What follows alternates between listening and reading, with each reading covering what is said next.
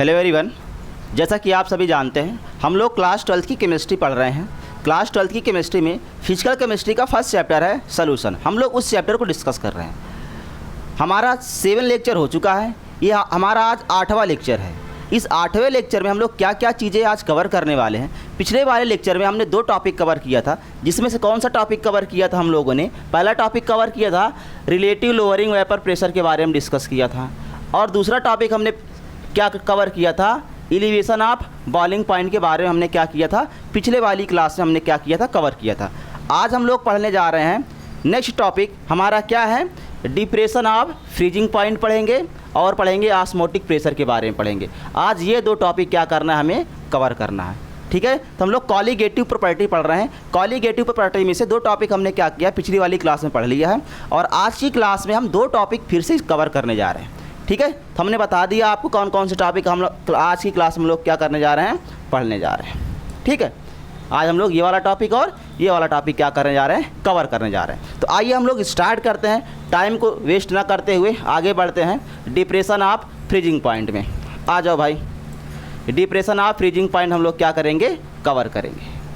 क्या करेंगे, depression of freezing point को कवर करना है। तो जैसा हमने पढ़ा था कि एलिवेशन ऑफ बॉइलिंग पॉइंट, अब जब एलिवेशन ऑफ बॉइलिंग पॉइंट हमने पढ़ा था तो हमारा जो प्योर सॉल्वेंट था उसको बॉयल होने के लिए हम क्या बोले थे कि जो हमारा एटमॉस्फेरिक जो प्रेशर है, अगर उसके बराबर हमारा उस प्योर सॉल्वेंट का प्रेशर हो जाएगा तो हम उसको बोलेंगे उस प्योर सॉल्वेंट की क्या है, वो बॉइलिंग पॉइंट है। इसी तरह हमने क्या कहा था, उस सोल्यूशन की बॉइलिंग पॉइंट निकालने के लिए हमने बोला था कि अगर उस सोल्यूशन की एटमॉस्फेरिक प्रेशर के बराबर हो जाएगा उसका वेपर प्रेशर, तो क्या बोलेंगे, उस सोल्यूशन को हमारा क्या हो जाएगा, वो बॉइलिंग पॉइंट हो जाएगा।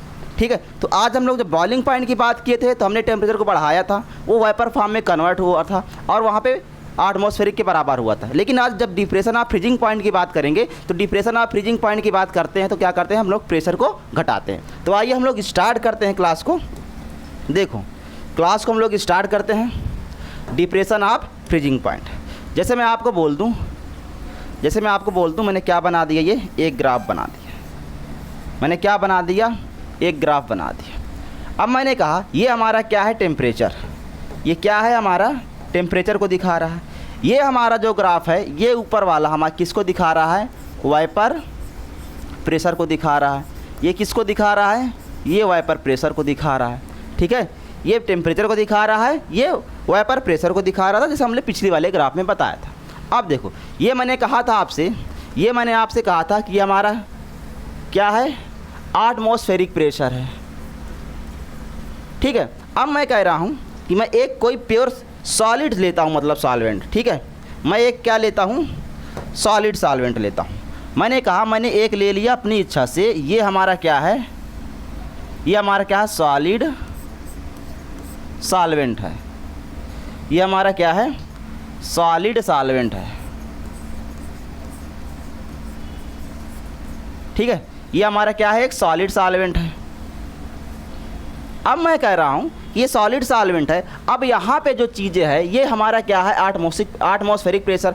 अब जिसका भी प्रेशर, वेपर प्रेशर इसके बराबर हो जाएगा, उसकी हमारी बॉइलिंग पॉइंट था। अब जैसे ही अगर बॉइलिंग पॉइंट है, अगर हमें सॉलिड सॉल्वेंट के बराबर उसका वेपर लाना है तो क्या करना पड़ेगा, टेम्परेचर घटाना पड़ेगा। तो हम क्या करेंगे, देखो अब मैं क्या करूँगा, इसका टेम्परेचर घटाऊँगा। देखो, मान लो हमने क्या ले लिया, ये हमने ले लिया प्योर सॉल्वेंट। ये हमारा क्या है, प्योर सॉल्वेंट। ये क्या है, प्योर सॉल्वेंट। पहले जो प्योर सॉल्वेंट था उसका वेपर प्रेशर किसके बराबर था, एटमॉस्फेरिक प्रेशर के बराबर था। हमने क्या करा, उसके प्रेशर को घटाया, उसके टेम्परेचर को हमने घटाया, तो उसका जो वेपर प्रेशर था कम हुआ, धीरे धीरे कम होते होते जो हमारा सॉलिड सॉल्वेंट था उसके बराबर आ गया। मतलब जो वेपर के फॉर्म में था वो चीज़ क्या हो गई, अब सॉलिड के फॉर्म में कन्वर्ट हो गई। मतलब हमारा जो प्योर सॉल्वेंट था अब क्या होगा, ये सॉलिड के फॉर्म में कन्वर्ट हो गया। तो अब मैं बोलूँगा यहाँ पे जो चीज़ें कन्वर्ट होके आई, ये हमारा क्या हो जाएगा, ये हमारा हो जाएगा TF0। अब इसी TF0 को हम लोग बोलेंगे फ्रीजिंग पॉइंट ऑफ प्योर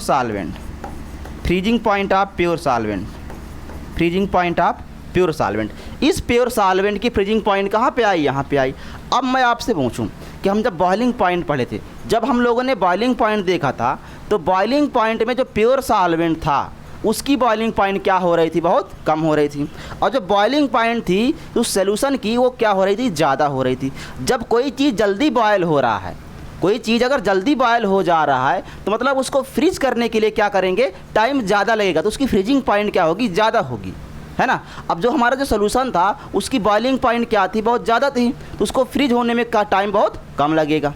तो कोई चीज़ अगर जल्दी बॉयल हो रही है तो उसको फ्रीज होने में टाइम ज़्यादा लगेगा, और कोई चीज़ बहुत देर में बॉयल हो रही है तो उसको फ्रीज होने में टाइम कम लगेगा। तो जो सोल्यूशन होने वाला है उसकी जो फ्रीजिंग पॉइंट होगी, देखो उस सोल्यूशन की फ्रीजिंग पॉइंट की बात करो। अब आ जाओ, हम लोग बात करेंगे जो सोल्यूशन है हमारा उसकी फ्रीजिंग पॉइंट। देखो अब ये तो हमारा प्योर सॉल्वेंट था, अब मैं कह रहा हूँ यहाँ से एक सोल्यूशन है, इस सोल्यूशन की जो फ्रीजिंग पॉइंट है यहाँ पे आई, एक सोल्यूशन हमने लिया, ये क्या है हमारा सोल्यूशन, मैं कह रहा हूँ ये हमारा सोल्यूशन है जिसमें हम लोग क्या किया था, नॉन वोलेटाइल सॉल्यूट को उसके अंदर डिजॉल्व करवाया था। तो उसका वेपर हम लोग घटाएं तो क्या हुआ, उसका वेपर पे यहाँ सॉलिड के फॉर्म में कन्वर्ट हो गया। अब यहाँ ये सॉलिड के फॉर्म में कन्वर्ट हो गया, तो ये यहाँ पर हम लोग बोलेंगे TF, इसको क्या बोलेंगे TF, और TF क्या है, फ्रीजिंग पॉइंट है, फ्रीजिंग पॉइंट है, फ्रीजिंग पॉइंट ऑफ सॉल्यूशन। इसको मैं अभी लिख दूंगा अलग से, फ्रीजिंग पॉइंट ऑफ क्या है, ये सॉल्यूशन है। अब देखो ये फ्रीजिंग पॉइंट ऑफ क्या है, प्योर सॉल्वेंट, ये फ्रीजिंग पॉइंट ऑफ द क्या हो गया, सॉल्वेंट। अब सॉल्यूशन को देखो फ्रीज होने के लिए बहुत कम वो लगा, बहुत कम टेम्परेचर पे वो क्या हो गया, हमारा फ्रीज हो गया। अब देखो इसके बीच का जो डिफरेंस आया, freezing point of the pure solvent और freezing point of the solution के बीच का जो डिफरेंस आया उसको हम लोग बोलेंगे डेल्टा TF। क्या बोलेंगे उसको, डेल्टा TF बोलेंगे। और इस डेल्टा TF को हम लोग क्या बोलेंगे, इस डेल्टा TF को देखो हम लोग क्या बोलेंगे, इस डेल्टा TF को बोलेंगे depression of freezing point, freezing point बोल देंगे। बताओ जरा भाई, ये बात समझ में आई। हमने क्या लिया, हमने क्या लिया, सॉलिड सॉल्वेंट ले लिया। अब देखा कि जो जिसका वेपर प्रेशर ज़्यादा था उसको वेपर प्रेशर घटाते घटाते एक सॉलिड सॉल्वेंट के पॉइंट पे आ गया, तो उसको बोलेंगे वो प्योर सॉल्वेंट हमारा फ्रीजिंग पॉइंट है, वो सॉल्यूशन का जो फ्रीजिंग पॉइंट है, दोनों का जो डिफरेंस होने वाला है वो हमारा डिप्रेशन ऑफ फ्रीजिंग पॉइंट है। अब देखो, अब मैं आपसे क्वेश्चन पूछूंगा, अब मैं आपसे एक क्वेश्चन पूछता हूँ, बताओ मुझे, अब यहाँ पे फ्रीजिंग पॉइंट ऑफ सॉल्यूशन ज़्यादा होगा कि freezing point of the solvent ज़्यादा होगा, बताओ ज़रा किसका ज़्यादा होगा फ्रीजिंग पॉइंट, फ्रीजिंग पॉइंट किसका ज़्यादा होगा, जल्दी से बता दो। तो देखो फ्रीजिंग पॉइंट जो है, फ्रीजिंग पॉइंट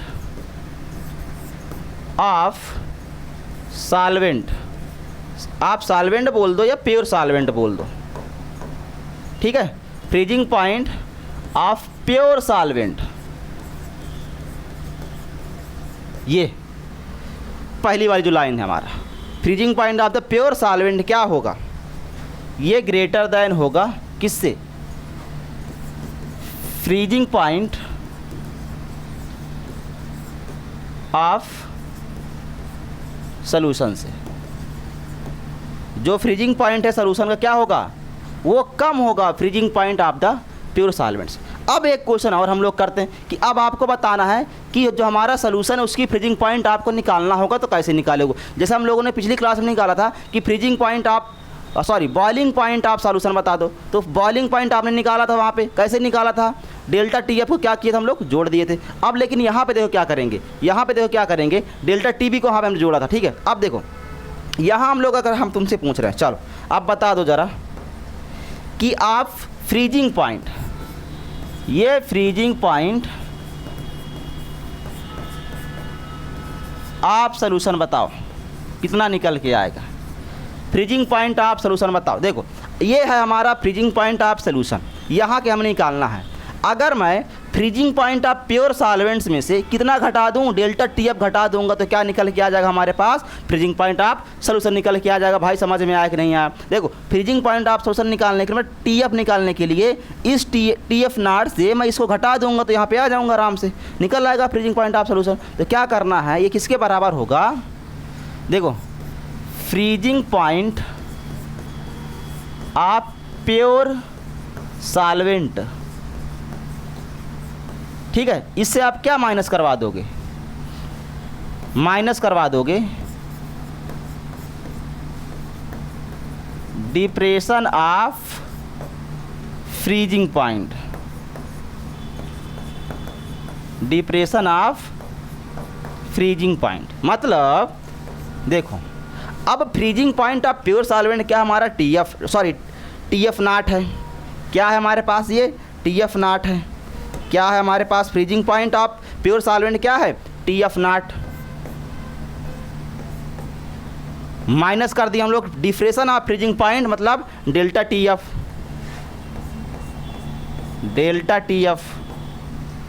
हम निकाल क्या रहे हैं, फ्रीजिंग पॉइंट ऑफ सॉल्यूशन निकाल रहे हैं, तो क्या होता है TF।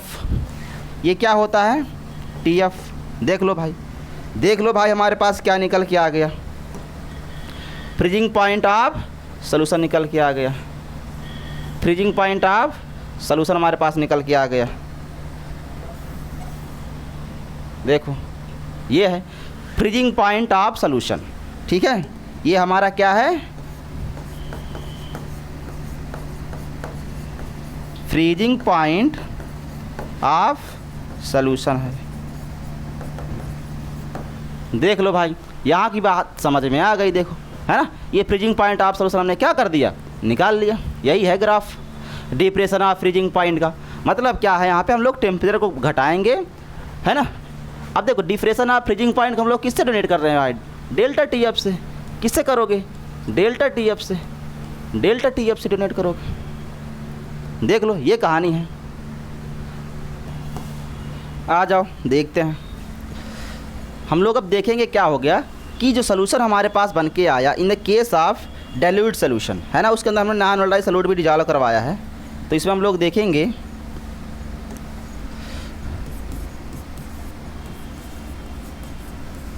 Case of dilute solution, ठीक है। देखो जो डेल्टा TF हमारे पास निकल के आया, जो डेल्टा TF हमारे पास निकल के आया, क्या निकल के आया, delta TF is directly proportional to क्या हो जाएगा, मोलरिटी। मोलरिटी नहीं होगा, मोलालिटी होगा, है ना। क्या हो जाएगा ये, मोलालिटी हो जाएगा। अब देख लो भाई, डेल्टा TF किसके डायरेक्टली प्रोपोर्शनल है, मोलरिटी। हम लोग किससे रिप्रेजेंट करते हैं, स्मॉल m से। तो डेल्टा TF, अगर मैं इस डायरेक्टली प्रोपोर्शनल का साइन हटाऊंगा, ये कांस्टेंट हमारा निकल के आएगा KF, और क्या आया है हमारे पास यहाँ पे m, ठीक है। KF और क्या हमारे पास m, ये निकल के आ गया। अब देखो ये जो KF कांस्टेंट है, इस कांस्टेंट को हम लोग क्या बोलते हैं, इसको हम लोग बोलते हैं molal freezing point of depression constant. इसी को एक नाम और देते हम लोग, क्रायोस्कोपिक कांस्टेंट बोल देते हैं, ठीक है। ये हम लोग इसको बोल देते हैं। अब दूसरी बात देख लो ज़रा भाई, ध्यान से समझना है और इसको अच्छे से कवर करना है। देख लो, अब जो डेल्टा TF है, अब मोलरिटी का फार्मूला सबको पता है कि क्या होता है। तो इसको हम लोग क्या लिख सकते हैं, डेल्टा TF इक्वल टू में KF, ठीक है। अब इस जो मोलरिटी है, इसका फार्मूला होता है W2M2 इंटू में 1000 से हम लोग क्या करते हैं, मल्टीप्लाई करवा देते हैं। 1000 से क्या करते हैं, मल्टीप्लाई करवा देते हैं, और ये हमारा कोई क्या है, सॉल्वेंट होता है। तो क्या लिखेंगे हम लोग, W2M2 यहाँ पे 1000 और नीचे क्या लिख देंगे हमारा W1। क्या लिख देंगे नीचे हमारा W1 लिख देंगे। तो ये कहानी है भाई। इस फार्मूले को आपको क्या करना है, न्यूमेरिकल्स में आपको यूज़ करना है। इस फार्मूले को आपको न्यूमेरिकल्स में क्या करना है, यूज कर लेना है। अब देखो दूसरी बात, एक बात और यहाँ पे है ना, आ जाओ देखो। अब मैं कह रहा हूँ जो KF है, जो KF है इसकी यूनिट क्या होगी, जो KF है इसकी यूनिट क्या होगी। तो अगर मैं KF को लिखना चाहूँ तो मोलरिटी कहाँ पे आ जाएगी, नीचे आएगी। तो KF इक्वल टू हमारे पास क्या हो जाएगा, डेल्टा TF और नीचे क्या आ जाएगा, M आ जाएगा। अब डेल्टा TF को हम लोग क्या बोलते हैं, ये हमारा यूनिट इसकी केल्विन है और इसकी यूनिट क्या होती है, मोल पर केजी होता है। तो फाइनली जो यूनिट निकल के आएगी हमारे पास, इसकी जो यूनिट निकल के आएगी KF की, देखो K तो ऊपर ही रहेगा, अब KG भी क्या करेगा, ऊपर चला जाएगा और नीचे क्या रह जाएगा, मोल। चाहे अगर इसको ऊपर लिखोगे तो मोल इन्वर्स लिख दोगे आप, ठीक है। तो ये ऐसे निकल के आया। अब जो डेल्टा TF है या हमारा M है, इसकी मैंने यूनिट अलग अलग लिखी और हम लोग क्या किए, KF की यूनिट हमें क्या हो गई, आराम से मिल गई। अब एक इसकी जो KF है, जो हमारा KF है, इसकी एक एक्सपेरिमेंटल वैल्यू आती है ना। इसकी जो एक एक्सपेरिमेंटल वैल्यू हमारे पास निकल के आती है, वो देखो क्या आती है निकल के, देखो KF के लिए एक्सपेरिमेंटल वैल्यू है,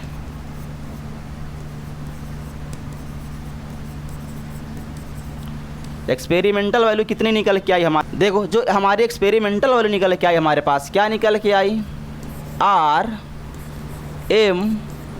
TF स्क्वायर, नीचे क्या होगा 1000 से मल्टीप्लाई करोगे, यहाँ पे क्या होगा डेल्टा H फ्यूज़न। अब ये डेल्टा H फ्यूज़न देखो क्या है, डेल्टा H फ्यूज़न क्या है, ये इंथाल्पी ऑफ सॉल्वेंट है, इंथाल्पी ऑफ फ्यूज़न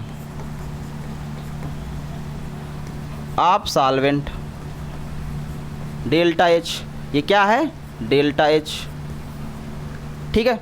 अब देखो जो KF होता है, KF देखो अलग से लिखेंगे ना इसको, देखो KF जो होगा हमारा, KF फॉर वाटर,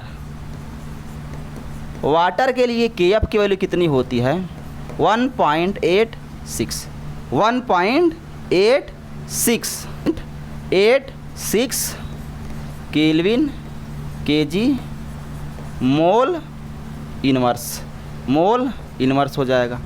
तो ये हमारा होता है KF फॉर वाटर के लिए, ठीक है।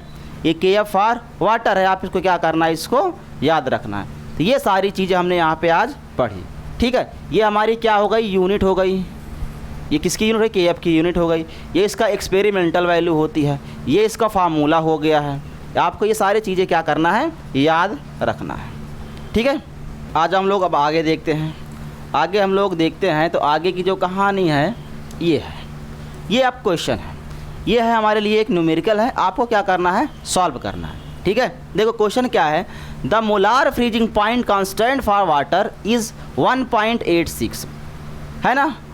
If 180 gram of glucose, 180 gram of क्या है, ग्लूकोज है, 180 ग्राम क्या हमारे पास, ग्लूकोज, यही हमारा क्या है, ये हमारा क्या है, W2 है, ये हमारा क्या है, W2 है, ठीक है। इस dissolve in 100 gram of water, ये हमारा क्या है, W1 है। लिखते जाओ भाई क्या क्या चीज़ें इस क्वेश्चन के अंदर दी है।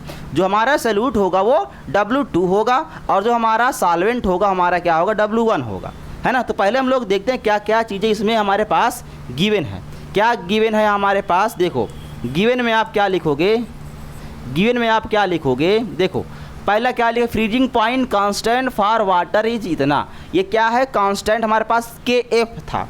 इस KF की वैल्यू हमारे पास कितना दिया हुआ है, इस KF की वैल्यू हमारे पास दिया 1.86, ठीक है। अब दूसरा देखो W2 की वैल्यू हमारे पास जो दी गई है 180 दिया है, 180 ग्राम दिया हुआ है।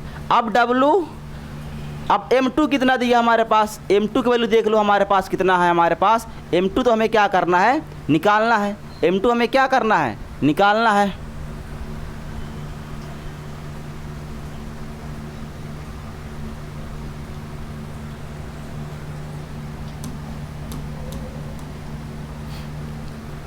ये W2 हो गया। अब देखो M2 अगर इसमें हम लोग देखेंगे, M2 मतलब क्या होता है, मॉलिक्यूलर मास होता है। तो मॉलिक्यूलर मास आप क्या करना है, इसका निकालना है, इसका मॉलिक्यूलर मास आप क्या करना है, निकालना है। कितना हो जाएगा, 6 से मल्टीप्लाई करो तो 12 में कितना हो जाएगा, 72 हो जाएगा।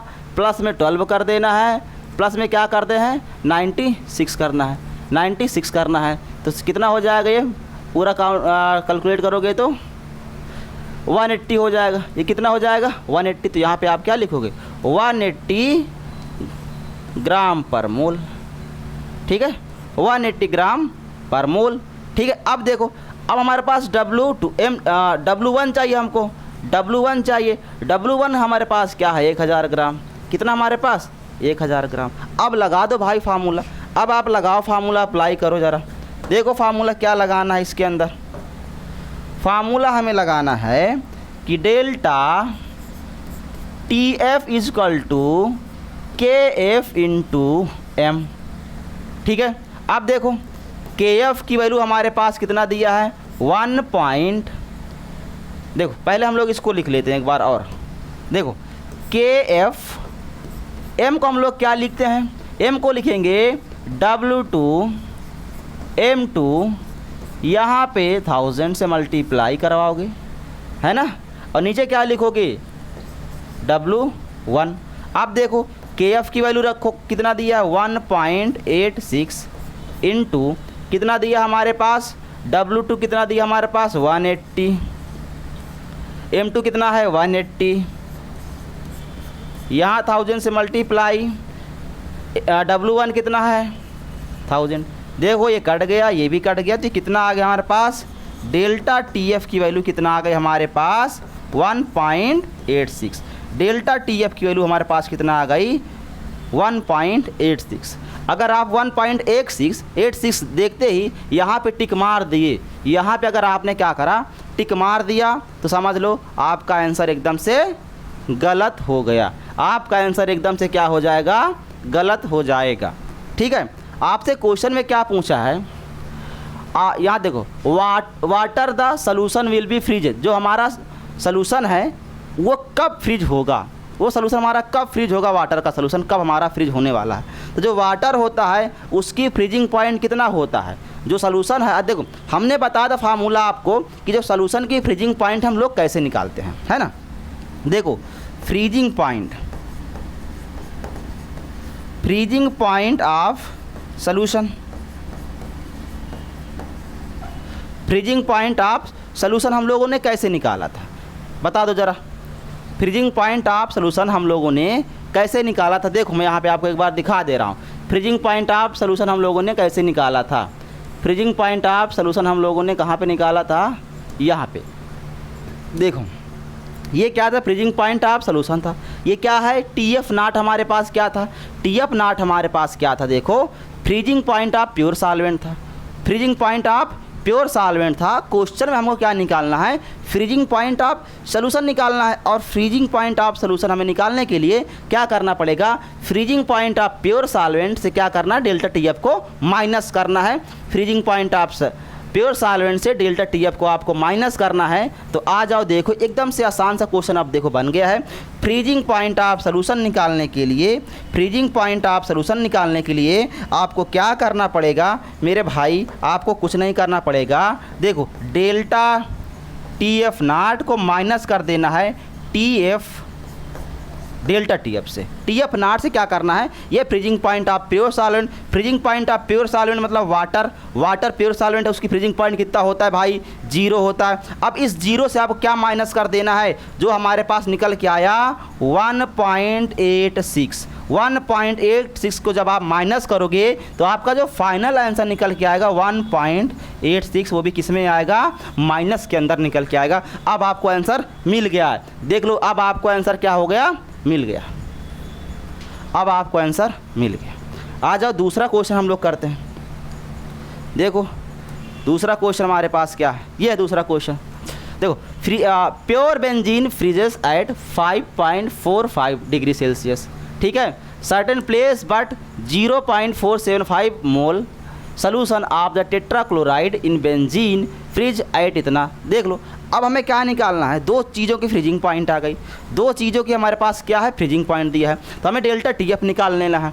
अगर हमें फार्मूला लगाना है, कौन सा फार्मूला लगाना है, ये delta TF equal to KF into M लगाना है।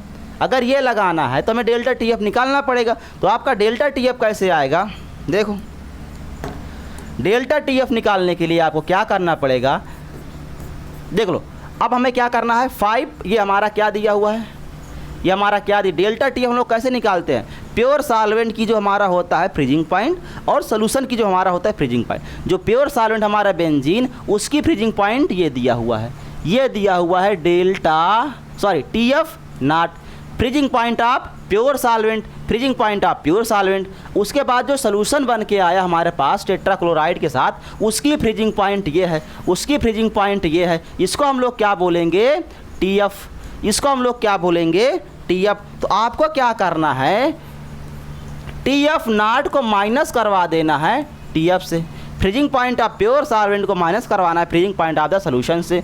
तो freezing point of pure solvent कितना है, 5.45 डिग्री सेल्सियस को माइनस करवा देना है 3.55 से। जब आप इसको माइनस करवाओगे तो हमारे पास कितना आंसर निकल के आ जाएगा,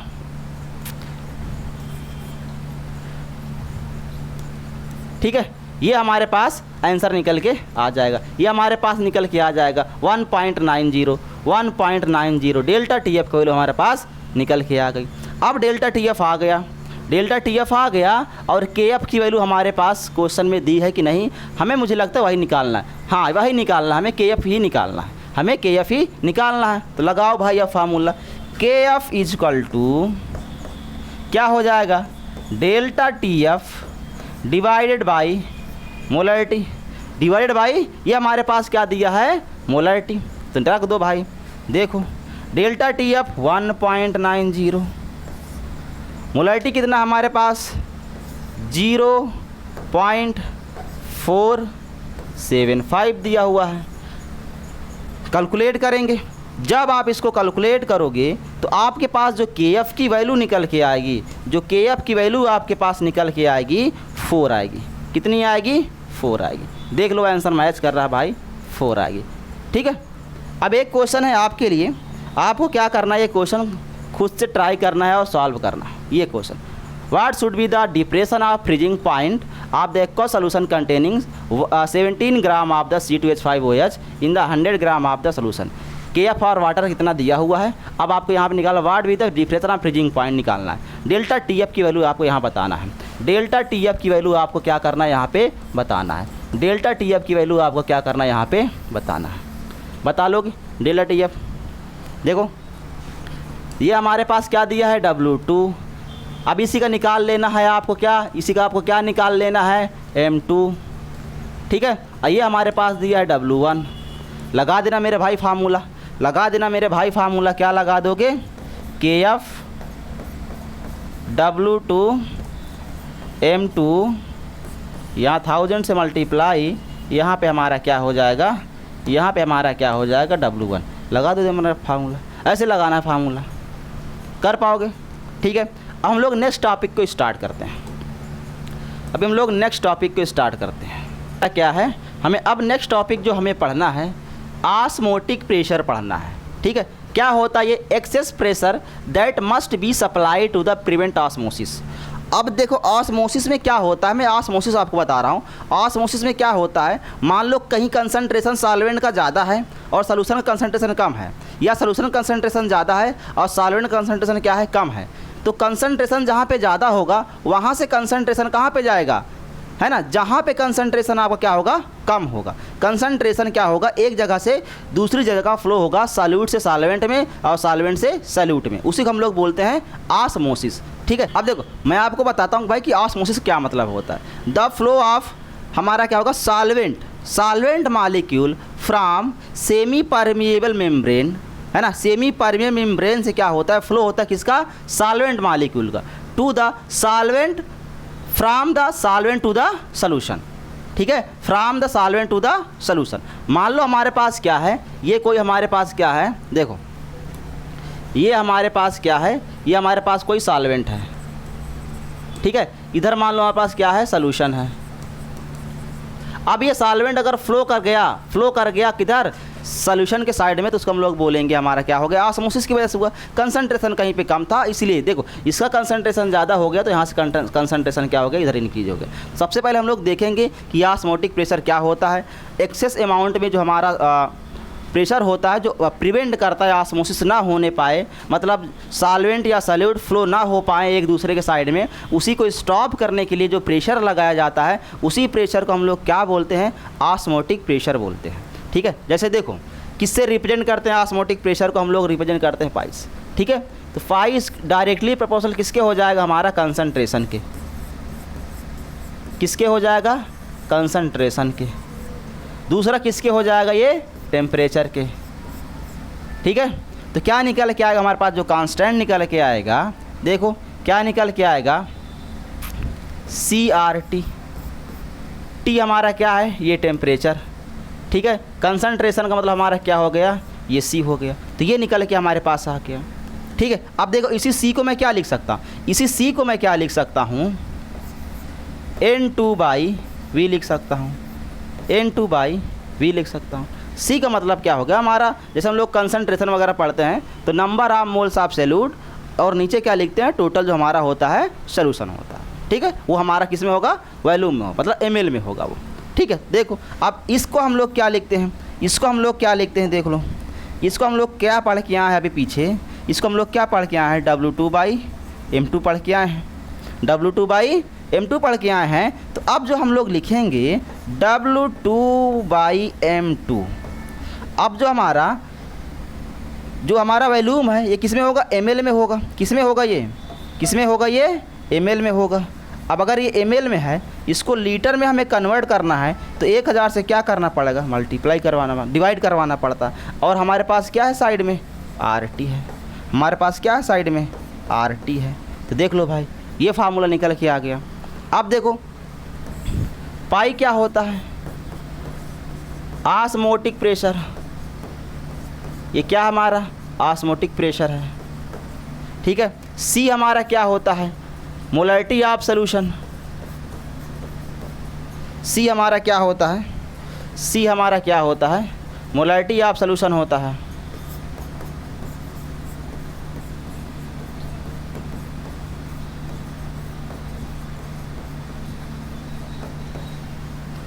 ठीक है।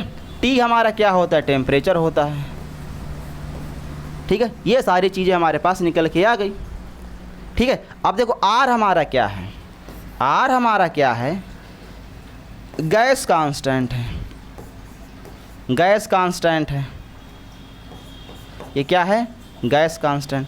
गैस कांस्टेंट इसकी वैल्यू देखो कितना होती है हमारे पास, 0.082 लीटर ATM, ये इसकी वैल्यू होती है, इसकी यूनिट होती है, ठीक है।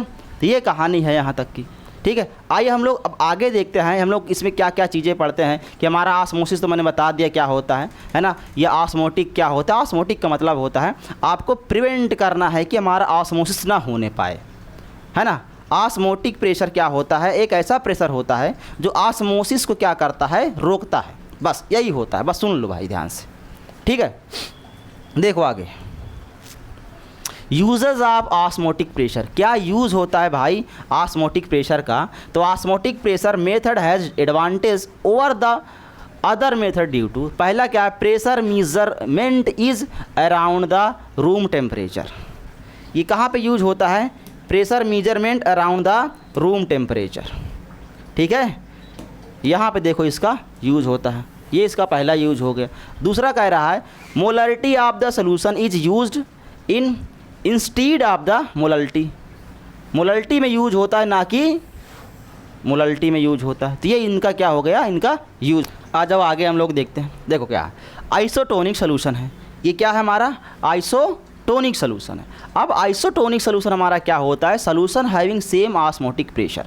हमारा अगर ऑस्मोटिक प्रेशर क्या हो जाए, सेम हो जाए, ऑस्मोटिक प्रेशर क्या हो जाए, सेम हो जाए, ऑस्मोटिक प्रेशर क्या हो जाए, सेम हो जाए, है ना, ये सेम हो जाए।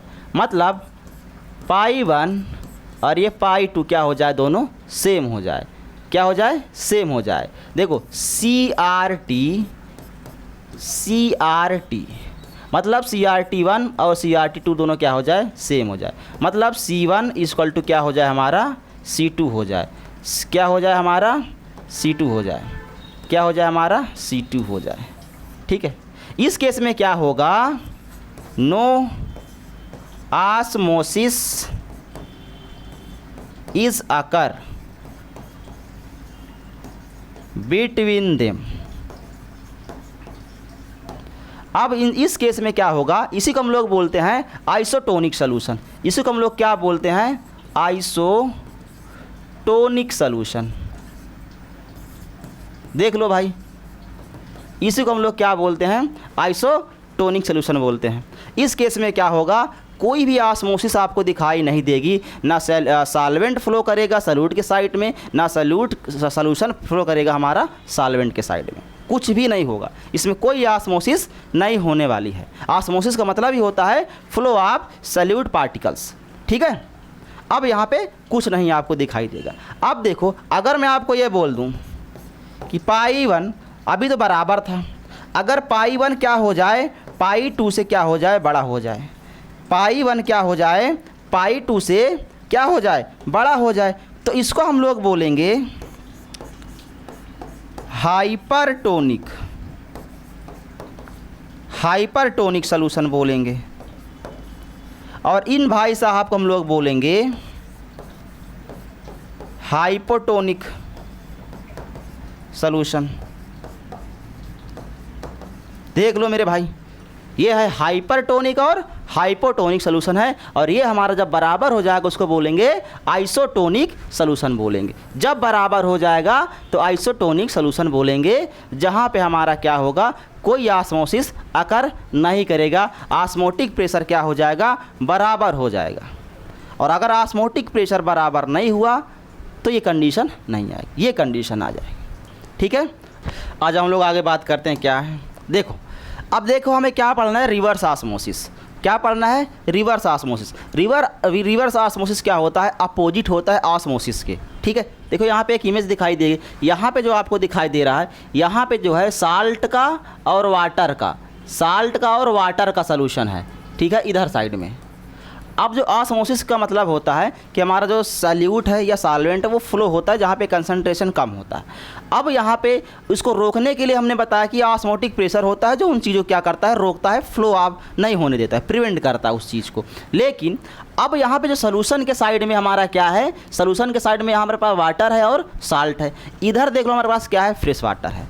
अब इतना प्रेशर तो यहाँ पे नहीं है, इतना प्रेशर तो यहाँ पे नहीं है कि वाटर वहाँ से निकल के हमारा किधर आ जाए, इस फ्रेश वाटर मतलब प्योर वाटर में कन्वर्ट हो जाए, है ना। ये चीज़ तो यहाँ पे हमें नहीं है। लेकिन हम इतना प्रेशर अप्लाई कर दें सॉल्यूशन के साइड में, इतना प्रेशर अप्लाई कर दें कि जो हमारा ऑस्मोटिक प्रेशर है उससे ज़्यादा हो जाए। ऑस्मोटिक प्रेशर क्या करता है, इस वाटर को इधर फ्लो होने से क्या करता है, रोकता है।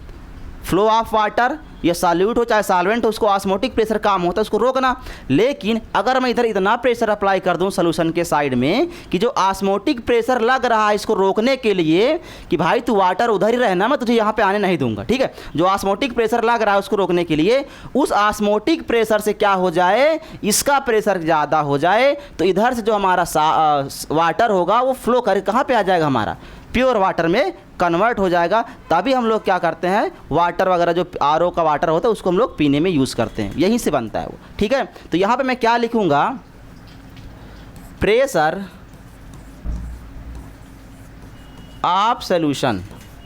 जो सॉल्यूशन का प्रेशर है वो प्रेशर वो क्या हो जाए, ज़्यादा हो जाएगा। किससे, जो हम लोग लगा रहे हैं ऑस्मोटिक प्रेशर कि हमारा वाटर का फ्लो ना होने पाए, वाटर का फ्लो ना होने पाए, उसको रोकने के लिए जो ऑस्मोटिक प्रेशर हमने लगाया था वो ऑस्मोटिक प्रेशर क्या हो गया, अब घट गया।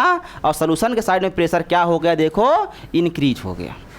समझ गए, ये कहानी थी भाई रिवर्स ऑस्मोसिस की। समझ गए, ये आपको याद रखना है। ठीक है, तो आज की क्लास को हम लोग यहीं पे ख़त्म करेंगे। मिलते हैं अगली क्लास में, तब तक के लिए थैंक यू।